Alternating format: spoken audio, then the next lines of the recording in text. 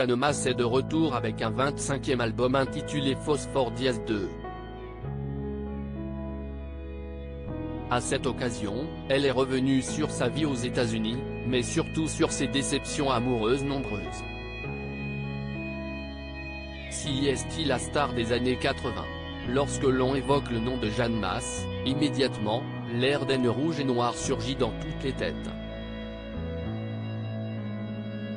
Une étiquette qui a fait l'immense succès de la chanteuse de 65 ans mais qui lui colle irrémédiablement à la peau.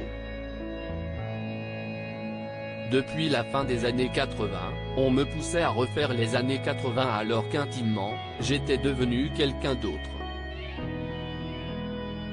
Il m'a fallu du temps pour m'imposer, a-t-elle expliqué dans un entretien accordé au magazine Téléstar.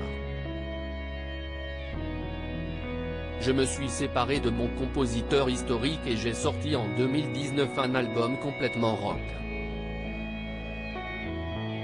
Cette libération a eu un coût et en a toujours un, les radios, qui adoraient passer tous mes tubes jusque-là, m'ont lâché.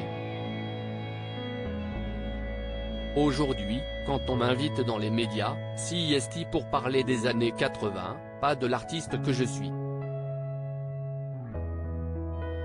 Ça me fait de la peine, je dois le dire, finit-elle par confesser. Nouvel album et nouvelle vie pour Jeanne Mas. 30 ans plus tard, l'artiste est de retour avec un nouvel album qu'elle présentera en France du 15 au 17 février 2024, dans le cadre d'une série de concerts qui se dérouleront au Casino de Paris. Mais en attendant, l'artiste qui semble plus épanoui, profite de sa nouvelle vie aux États-Unis. D'ici là, je reste dans ma petite maison, entouré des arbres et des fleurs que j'ai plantées.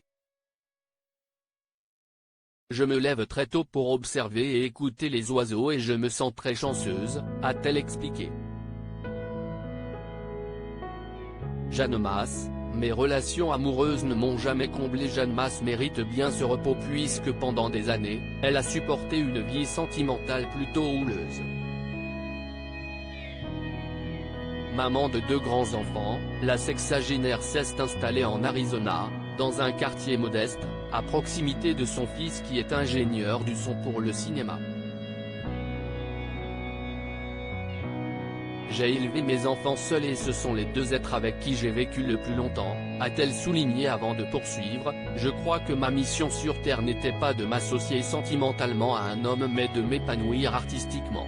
Visiblement pour l'interprète de Johnny, la page semble bel et bien tournée même si, en jetant un œil dans le rétroviseur de sa vie amoureuse, elle admet avec un large sourire, mes relations amoureuses n'ont jamais fonctionné, ne m'ont jamais comblé. Je crois qu'elle m'écartait de mon chemin principal sans m'apporter grand-chose en échange. CIST horrible à dire, hein ?